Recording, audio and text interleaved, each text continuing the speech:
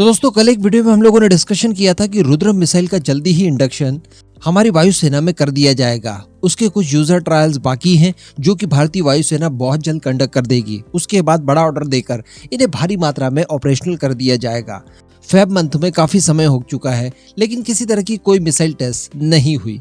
लेकिन हम लोग ये बात भी जानते हैं कि जब भी किसी तरह का कोई बड़ा कार्यक्रम भारत में होता है उसके बाद इंटरनेशनली सबका ध्यान केंद्रित करने के लिए भारत कोई ना कोई मिसाइल टेस्ट जरूर करता है। हम लोगों ने देखा था डिफेंस एक्सपो में।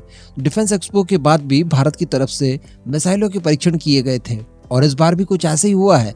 अभी हम सभी जानते हैं कि एरो इंडिया को लेकर दुनिया भर में एक माहौल बना हुआ था और इसी माहौल को थोड़ा सा और बढ़ाने के लिए DRDO की तरफ से एक मिसाइल का परीक्षण आज ही किया गया है। जी हाँ, मैं बात करने जा रहा हूँ ITCM मिसाइल के टेस्ट को लेकर। इससे संबंधित क्या खबर निकल कर आ रही है, किस तरह का ये टेस्ट रहा और ये टेस्ट इतना ज्यादा इंपॉर्टेंट क्यों है, आगे इसको लेकर डिटेल में चर्चा करने वाले हैं। वीडियो को एकदम एंड तक देखते हुए चैनल को सब्सक्राइब जरूर कर दीजिएगा। तो दोस्तों कुछ समय पहले आपको याद होगा मैंने एक वीडियो बनाकर आपको बताया था जिसमें हम लोगों ने डिस्कशन किया था कि लॉन्ग रेंज में land attack cruise missile DRDO की तरफ से तैयार की जा रही है और इसके ऊपर काम काफी ज्यादा तेजी से किया जा रहा है और इसी साल इसके परीक्षण भी किए जाएंगे। उसी वीडियो में हम लोगों ने ये भी डिस्कशन किया था कि ये जो LRLSAM है यानी long range land attack cruise missile ये ITCM मिसाइल के अनुरूप ही बनाई जाएगी। यानी जो हमारी ITCM missile indigenous technology cruise missile वो इसके लिए एक टेक्नोलॉजी डेमोन्स्ट्रेटर का काम करने वाली है। उसके बाद फाइनल प्रोडक्ट बनकर जो तैयार होगा उसको कहा जाएगा long range land attack cruise missile यानी LRLSAM। तो कहने का मतलब ये निर्भया मिसाइल की जो सीरीज चल रही है उसका एक नया अवतार होने वाला है। लेकिन इसके लिए सबसे ज्यादा जरूरी है कि जो हमारी ITCM है उसके प्रॉपर परीक्षण वगैरह किए जाएं और सबसे बड़ी बात कि इसमें जो हम लोगों ने टारगेट रखा है कि 95% तक इंडिजिनाइजेशन करना है वो सारे काम कंप्लीट कर लिए जाएं। यानी इसके इंजन से लेकर बाकी जितने भी कंपोनेंट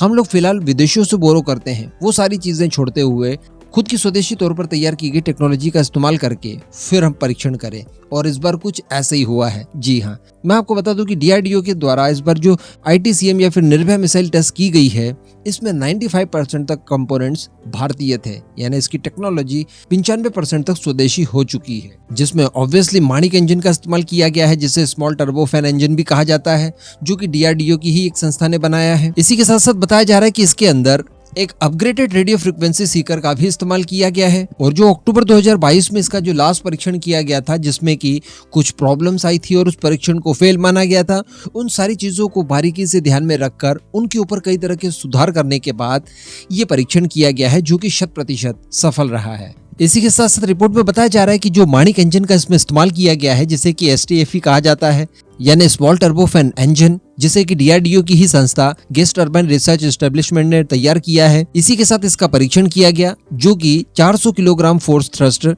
हमें देने में सक्षम है और इस इंजन को तैयार करने के लिए गैस टरबाइन रिसर्च एस्टेब्लिशमेंट को सहयोग कर रहे थे IIT चेन्नई और IIT बॉम्बे। इस इंजन को बनाने के लिए और उसका ITCM में इस्तेमाल करने का जो सबसे बड़ा पर्पस है वो था रशिया की निर्भरता समाप्त कर देना। क्योंकि शुरुआत में जो निर्भया मिसाइल हम लोगों ने बनाई उसके अंदर हम लोग इंजन इस्तेमाल करते थे रशिया का NPO सैटर्न 36MT।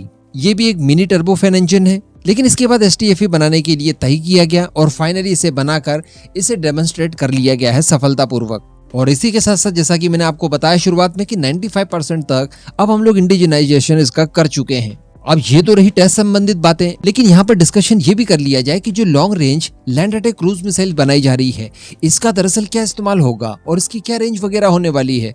तो मैं आपको बता दूं कि इस मिसाइल की रेंज होने वाली है 1000 किलोमीटर, स्पीड होगी इसकी सबसोनिक यानी 0.9 मैक के लगभग। और सबसे बड़ी बात कि इस मिसाइल की ज्यादा रिक्वायरमेंट भारतीय नौसेना के पास है और इसी कारण से भारतीय नौसेना स्पेशली इस कार्यक्रम को ज्यादा बैकिंग दे रही है। बताया जा रहा है कि ये मिसाइल जब बनकर तैयार हो जाएगी तो डीप स्ट्राइक करने में नौसेना की ये खासी मदद करने वाली है और इसी वजह से भारतीय नौसेना के पास जितने भी फ्रंटलाइन शिप्स वगैरह हैं उन सभी में इसका इंटीग्रेशन किया जाएगा।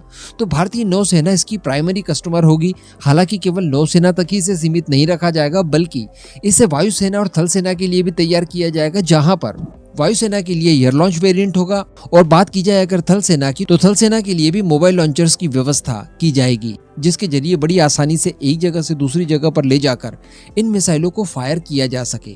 तो एक तो इसमें बहुत ज्यादा इंडिजिनाइजेशन कर दिया है, तो ये इकोनॉमिकली हमें पहले की तुलना में काफी ज्यादा सस्ती पड़ने वाली है। यानी long range land attack cruise missile जब बनकर तैयार होगी तो वो ज्यादा कैपेबल, ज्यादा एडवांस तो होगी ही निर्भया मिसाइल से, बल्कि निर्भया मिसाइल की तुलना में उसकी जो कीमत होगी वो भी बहुत कम हो जाएगी, क्योंकि निर्भया मिसाइल में इंजन के अलावा भी कई सारे उपकरण हम लोग रशिया से बोरो करते थे, तो यहाँ पर इसकी कीमतें कम हो गई। दूसरी बात, हमें हर काम के लिए ब्रह्मोस के ऊपर निर्भर नहीं रहना पड़ेगा, क्योंकि ब्रह्मोस अपने आप में एक बहुत ही ज्यादा महंगा प्रोडक्ट है।